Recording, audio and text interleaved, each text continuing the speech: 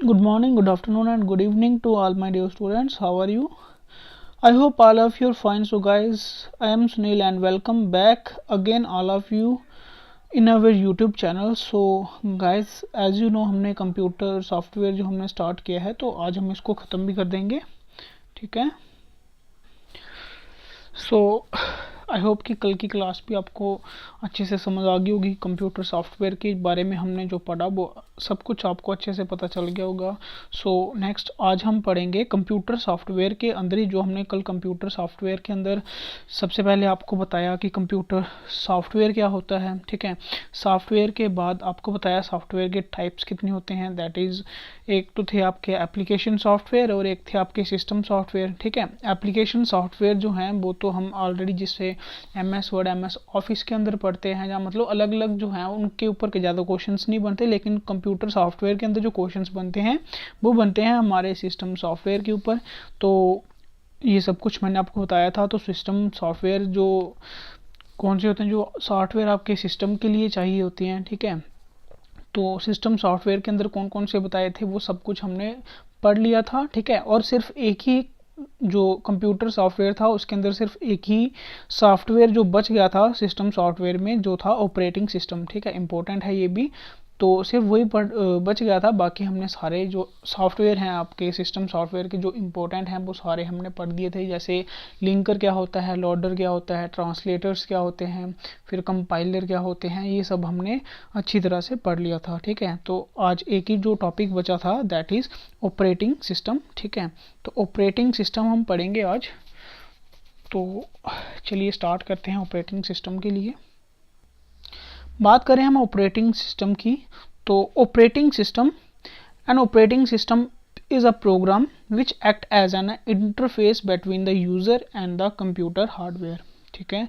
The interface enables user to utilize hardware resources very efficiently. Definition है इसकी कि operating system एक ऐसा प्रोग्राम है जो कि आपके यूज़र और कंप्यूटर हार्डवेयर के बीच में, ठीक है, क्या यूज़र और कंप्यूटर हार्डवेयर के बीच में एक इंटरफेस की तरह काम करते हैं. कौन? Operating systems. ठीक है. मान लो ये आपके हैं, मान लो ये यूज़र है जो इसको यूज़ करेगा और ये होगा बीच में आपका इंटरफेस. ठीक है. और यहाँ पे है आपके क्या? कंप्यूटर का हार्डवेयर. इन दोनों को आपस में मेल भाव कराएगा. ठीक है. आपस में जो रिलेट करवाएगा कि कैसा काम दोनों को कनेक्ट किस तरह से करना है, किस तरह से उनको कमांड्स देनी है, जो भी करना है वो सारा का सारा काम किसका होगा? ऑपरेटिंग सिस्टम्स का. ठीक है. कि ये एक इंटरफेस की तरह काम करता है. उसके बाद द इंटरफेस इनेबल्स, ये जो इंटरफेस है यानी कि ये जो ऑपरेटिंग सिस्टम्स हैं ये utilize hardware resources very efficiently. ये आपके जो हार्डवेयर के रिसोर्सेज हैं उसको यूटिलाइज करता है एफिशिएंटली, मतलब एक तेजी से उसको क्या यूटिलाइज करता है. ठीक है. ऐसे हम करेंगे कोई काम, पुरानी बातें ले लें, ठीक है, तो काफ़ी टाइम लगता था. उस काम को जल्दी करने के लिए ऑपरेटिंग सिस्टम का ही काम किया जाता है. ठीक है. तो आई होप आपको ये अच्छे से समझ आ गई होगी. ठीक है. देन उसके बाद इसके फंक्शंस की बात करें, देन इसके बाद अगर हम इसके फंक्शन की बात करें तो इसका जो काम है वो क्या है? सबसे पहले इसका प्राइमरी फंक्शन, जो इसका अहम काम है वो क्या है कि it works as an intermediator between user and hardware. ठीक है. वही जो ऊपर बताया कि ये जो काम करता है इंटरमीडिएटर. ठीक है. इंटरमीडिएटर का काम यानी कि दोनों के बीच में जो काम है. फॉर एग्जाम्पल मान लो कोई बाहर से टूरिस्ट आते हैं, ठीक है, घूमने के लिए, कोई प्लेस के ऊपर घूमने आए हैं. ठीक है. टूरिस्ट क्या हो जाएंगे? आपके यूज़र हो जाएंगे. और घूमने वाली प्लेस क्या हो जाएगी? आपकी कंप्यूटर हो जाएगी. अब उनको मिलाना, उनके साथ उनको जगह दिखाने का जो काम करते हैं, ठीक है, टूर एंड ट्रैवलर का जो काम करते हैं वही काम आता है किसका? यहाँ पे ऑपरेटिंग सिस्टम का. ठीक है. उनको टूरिस्ट प्लेस के साथ उनको मिलाना कि किस तरह से क्या क्या है, वो सब कुछ काम किसका है? आपके ऑपरेटिंग सिस्टम का. फॉर एग्जांपल जो एग्जांपल थी, आई होप कि आप समझ गए होंगे अच्छी तरह से. देन उसके बाद अगर हम बात करें इसका सेकेंडरी फंक्शन क्या है, तो it provides the platform for application software, कि जो आपकी एप्लीकेशन सॉफ्टवेयर है उसके लिए प्लेटफॉर्म तैयार करते हैं कौन से, ये ऑपरेटिंग सिस्टम। ठीक है, तो आई होप ये दोनों फंक्शन आप अच्छे से समझ गए होंगे। देन उसके बाद यहाँ पे मैंने इंटरफेस की बात करी, तो यूज़र इंटरफेस के अकॉर्डिंगली देखा जाए तो हमारे जो सिस्टम सॉफ्टवेयर है इनको हम दो कैटेगरी में डिवाइड करते हैं। ठीक है, तो कौन कौन सी वो दो कैटेगरीज हैं, आइए उनके लिए भी देख लेते हैं। वो कैटेगरी है, एक है ग्राफिकल यूज़र इंटरफेस और दूसरा कैरेक्टर यूज़र इंटरफेस। ठीक है, ये दोनों मतलब एक तरह से ऑपरेटिंग सिस्टम को अगर देखा जाए कि ऑपरेटिंग सिस्टम किन दो कैटेगरी में डिवाइड हैं, तो कुछ जो ऑपरेटिंग सिस्टम है वो ग्राफिकल यूज़र इंटरफेस के अंदर आते हैं और कुछ कैरेक्टर यूज़र इंटरफेस के अंदर आते हैं। अब ये दोनों हैं क्या, इसके बारे में हम अच्छे से समझेंगे। सबसे पहले हम बात करें ग्राफिकल यूज़र इंटरफेस की। ठीक है, ये वो ऑपरेटिंग सिस्टम्स होते हैं जो आजकल इन डे लाइफ में, हमारे प्रेजेंट लाइफ में जो भी ऑपरेटिंग सिस्टम यानी कि जो भी कंप्यूटर के अंदर ऑपरेटिंग सिस्टम है उनकी, ठीक है, ये सारे आजकल यही हैं ग्राफिकल यूज़र इंटरफेस। ये एक तरह का क्या होता है जिसमें मतलब आपको पिक्चर क्वालिटी दिखेगी, कलरफुल वाली स्क्रीन है। ठीक है, वो सब कुछ किसके अंदर आएगा, ग्राफिकल यूज़र इंटरफेस के अंदर। कहने का मतलब जैसे फॉर एग्जांपल आपकी विंडो होगी, ठीक है, फॉर एग्जांपल आपकी विंडो होगी, ठीक है, वो सारे के सारे ऑपरेटिंग सिस्टम भी हैं।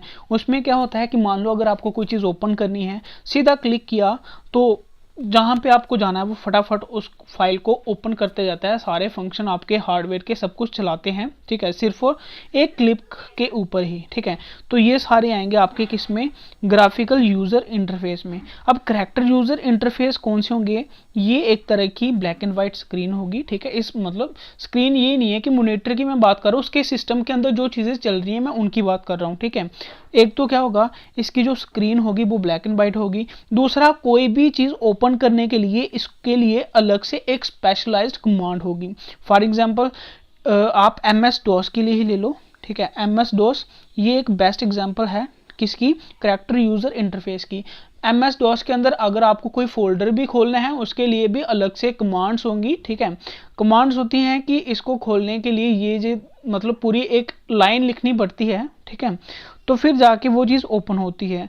तो ये एक तरह से किस तरह से मतलब एक लाइन लिखनी पड़ती है, पूरी कमांड देनी पड़ती है कोई चीज़ को ओपन करने के लिए, तो ये वो वाले आते हैं। तो इसके अंदर कौन सी है, सीधा क्लिक किया, कोई भी विंडो आपकी खुली हुई है उसको क्लिक किया, वो किसके साथ कनेक्ट करेगा, आपके हार्डवेयर के साथ कनेक्ट करके कोई भी चीज़ आपने खोलनी है उसको खोलेगा। ठीक है, आई होप ये आप दोनों अच्छे से समझ रहे होंगे। बेस्ट एग्जांपल थी एक विंडो की और एक यहाँ पे MS DOS की। विंडो को देख के जैसे जो भी आजकल आपके मोबाइल, यहाँ तक कि मोबाइल भी हो जाएंगे, जो भी हैं वो सारे के सारे किस में हैं, ग्राफिकल यूज़र इंटरफेस में। मोबाइल के अंदर भी जो ऑपरेटिंग सिस्टम्स हैं या फिर आपके कंप्यूटर के अंदर जो भी आजकल आए हैं वो सारे के सारे ग्राफिकल यूज़र इंटरफेस हैं। कैरेक्टर यूज़र यानी कि कैरेक्टर से ही आपको पता चल रहा है कि कैरेक्टर आपको एक एक लेटर वाइज कमांड्स लिखनी पड़ती हैं किसी चीज़ को ओपन करने के लिए। ठीक है, आई होप ये आप बात अच्छे से समझ गए होंगे। देन इसके बाद हम बात करेंगे types of system, types of operating system, कि ऑपरेटिंग सिस्टम के कौन कौन से टाइप होंगे।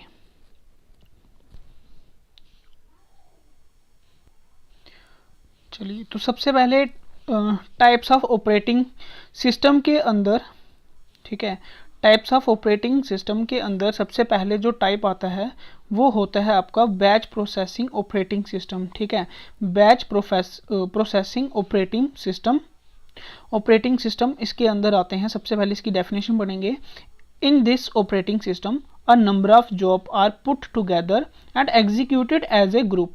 ठीक है, कि काफ़ी सारी जॉब्स का मतलब है यहाँ पे कोई भी आपको कोई एप्लीकेशन खोलनी है, जहाँ कोई आपको क्या बोलते हैं उसको, सिस्टम के अंदर कोई चीज़ खोलनी है, ओपन करनी है, वो जॉब। ठीक है, कोई भी आपको काम देना कंप्यूटर के अंदर, तो वो सारी जॉब्स को एक साथ इकट्ठा किया जाता है और उसको एज ए ग्रुप की तरह मतलब सारी की सारी इकट्ठी उसके अंदर एग्जीक्यूट की जाती हैं, काम में लाई जाती हैं। This operating system is and responsible for scheduling the jobs according to the priority and the resource required, example Unix. ठीक है, तो ये सब मैं आपको एग्जाम्पल एक बिल्कुल सिंपल सी बताता हूँ क्या होता है। मान लो यहाँ पे लिखते हैं। ठीक है, एक एग्जांपल मतलब एक बेसिक सी एग्जांपल दे रहा हूँ कि मान लो आपने क्या कर दिया, पहले आपने MS वर्ड खोल दिया, ठीक है, MS वर्ड खोल दिया, बाद में आपने मीडिया प्लेयर खोल दिया, मीडिया प्लेयर के बाद फिर आपने एक्सेल की शीट खोल दी, फिर से आपने MS वर्ड की दूसरी शीट खोल दी, ठीक है, इस तरह से खोल दिया।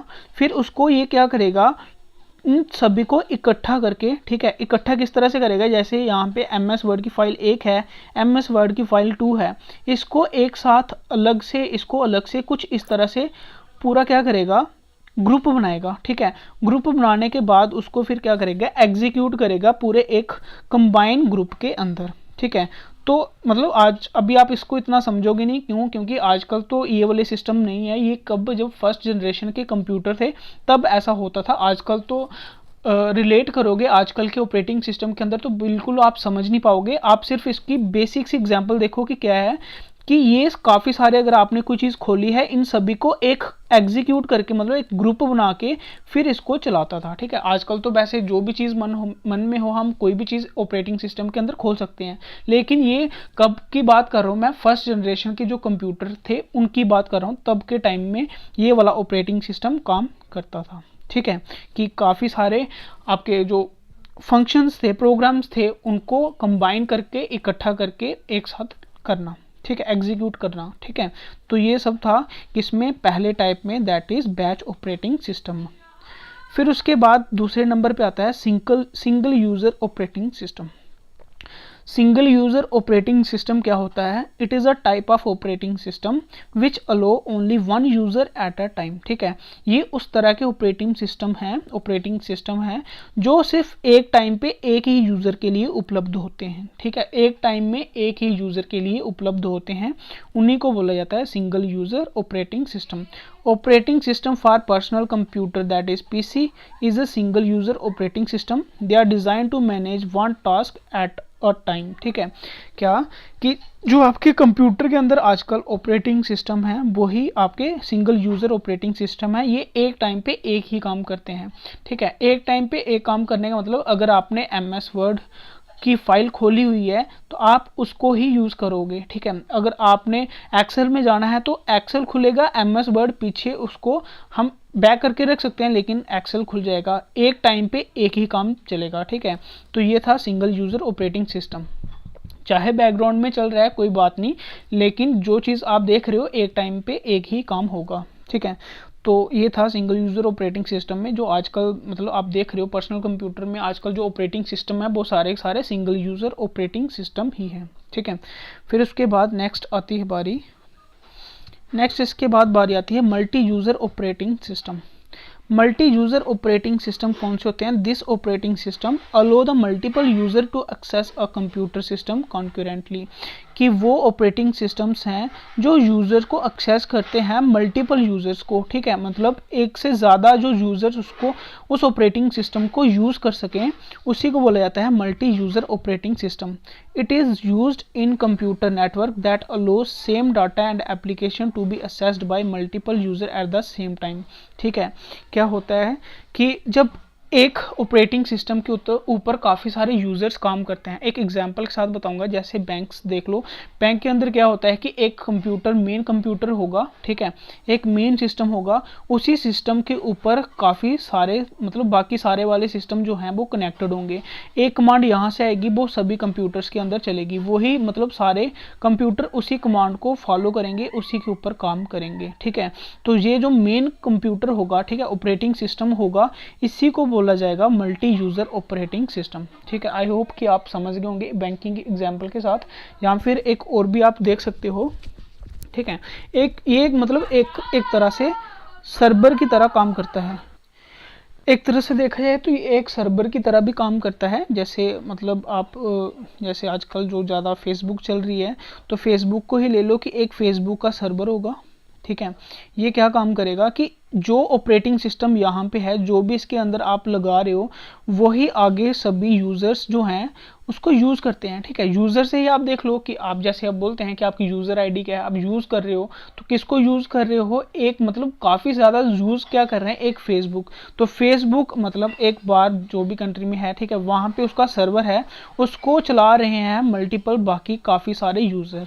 तो यहाँ पे जो कंप्यूटर सिस्टम लगा होगा उसके अंदर जो ऑपरेटिंग सिस्टम होगा वो कौन सा होगा, मल्टीपल यूज़र ऑपरेटिंग सिस्टम होगा उसके अंदर। तो आई होप आप ये भी अच्छे से समझ गए होंगे। देन नेक्स्ट बढ़ते हैं हम। देन उसके बाद बारी आती है मल्टीटास्किंग ऑपरेटिंग सिस्टम। ठीक है, मल्टीटास्किंग ऑपरेटिंग सिस्टम, ऊपर वाला था मल्टी यूज़र ऑपरेटिंग सिस्टम, यहाँ पे था मल्टीटास्किंग ऑपरेटिंग सिस्टम। तो अगर देखा जाए, एक तरफ से देखा है तो ये दोनों 90% जो हैं वो दोनों सेम काम करते हैं। ठीक है, जो काम उसका है वही 90% सेम इसका है। सिर्फ यहाँ पे जो डिफरेंस है, वहाँ पे था यूज़र और यहाँ पे था टास्किंग। ठीक है, वहाँ पे पूरे के पूरे यूज़र को ही हम मतलब एक ही जो सिस्टम है वही सारे के सारे अलग अलग कंप्यूटर के अंदर चल जाता था। बट यहाँ पे क्या होता है कि मल्टी टास्किंग ऑपरेटिंग सिस्टम में क्या होता है कि operating system more than one process can be executive concurrently. इसके अंदर एक प्रोसेस यानी कि एक ही सिस्टम के अंदर एक से ज़्यादा जो प्रोसेस होते हैं उसी को बोला जाता है मल्टीटास्किंग ऑपरेटिंग सिस्टम। ठीक है, तो जो आजकल आपके कंप्यूटर की विंडो है, जिस तरह से मैंने वहाँ पे बताया था आपको, जो अभी पीछे वाला टाइप करवाया था आपको, आई थिंक जो आपको अभी टाइप करवाया था, जो सिंगल यूज़र ऑपरेटिंग सिस्टम था, तो सिंगल यूज़र के अंदर जो काम होते हैं उसमें एक यूज़र के अंदर काफ़ी सारे जो मल्टीपल प्रोसेस हैं वो तो हम चला सकते हैं। जैसे मैंने बोला कि MS वर्ड खोला, फिर उसके बाद मैंने एक्सेल खोल दिया। ठीक है, एक्सेल के बाद यानी कि एक ही यूज़र के अंदर काफ़ी सारे काम किए जा रहे हैं, तो इसी को बोला जाएगा मल्टीटास्किंग ऑपरेटिंग सिस्टम। यूज़र तो एक ही रहेगा लेकिन इसके अंदर जो प्रोसेस हैं वो एक से ज़्यादा चलेंगे। ठीक है, तो it also allow the use to switch between the running application. जो अभी मैंने बताया वही चीज़ यहाँ पे दोहरा रहे हैं। ठीक है, तो इसकी एग्जांपल जैसे लिनक्स हो गया, यूनिक्स हो गया, विंडोज़ 95 हो गया। ठीक है, तो ये सब थे आपके टाइप्स ऑफ ऑपरेटिंग सिस्टम। इसके अलावा एक और टाइप आता है, that is your time sharing operating system. ठीक है, वो कौन सा है, वो है आपका टाइम शेयरिंग ऑपरेटिंग सिस्टम। यहाँ पे लिखा नहीं हो बट यहाँ पे मैं आपको इस तरह से बता रहा हूँ, टाइम शेयरिंग ऑपरेटिंग सिस्टम।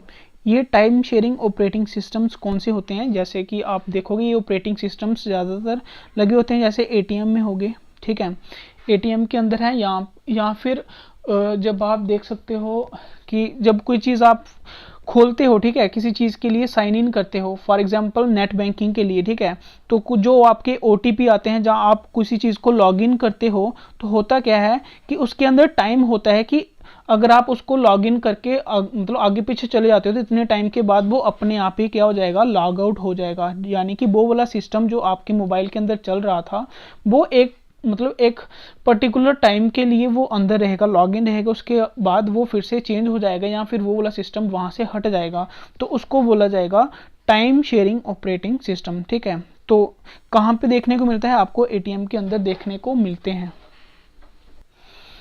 तो ये थे आपके कुछ टाइप्स ऑफ ऑपरेटिंग सिस्टम जो आपके मतलब अलग अलग मोबाइल या सिस्टम के अंदर आपको देखने को मिलते हैं।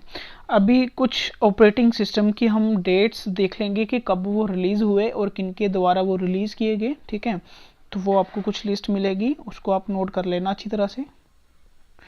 तो ये है कुछ ऑपरेटिंग सिस्टम इम्पोर्टेंट जिनके बारे में काफ़ी बार एग्जाम्स में पूछा गया है। तो सबसे पहले देखो कौन सा है, एक लिनक्स है। ठीक है, सॉरी यूनिक्स से स्टार्ट कर रहे हैं, यूनिक्स है।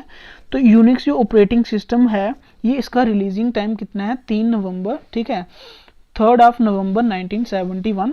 तो डेवलपर यानी कि इसको फाउंड किसने किया, तो इसका नाम था केन थॉम्सन या फिर डेनिस निक्की। ठीक है, केन थॉम्सन या फिर डेनिस रिची। ठीक है, निक्की नहीं है, रिची द्वारा ये रिलीज या फिर फाउंड किया गया था। ठीक है, देन उसके बाद बारी आती है किसकी, देन उसके बाद MS DOS जो है इसका रिलीजिंग टाइम 12 अगस्त 1981 है। ठीक है, तो बनाने वाली जो इसकी कंपनी थी वो थी माइक्रोसॉफ्ट कंपनी, जहाँ फिर किसके द्वारा? बिल गेट्स के द्वारा, क्योंकि जो माइक्रोसॉफ्ट कंपनी है वो किसकी है? बिल गेट्स की ही है। फिर उसके बाद विंडो जो है वो कब रिलीज़ हुई थी? 20 नवंबर 1985 में। ये भी माइक्रोसॉफ्ट कंपनी द्वारा ही, यानी कि बिल गेट्स द्वारा ही इसको बनाया गया था। फिर लिनक्स ऑपरेटिंग सिस्टम जो है ये आया था 17 सितंबर 1991 में, ठीक है। तो बनाने वाले का नाम क्या था? लिनस टोरावल्स, ठीक है, TORVALDS, टोरावल्स। तो उसके बाद मैक ऑपरेटिंग सिस्टम, तो मैक को हम मैकिनटोश भी बोलते हैं, ठीक है, मैकिनटोश ऑपरेटिंग सिस्टम।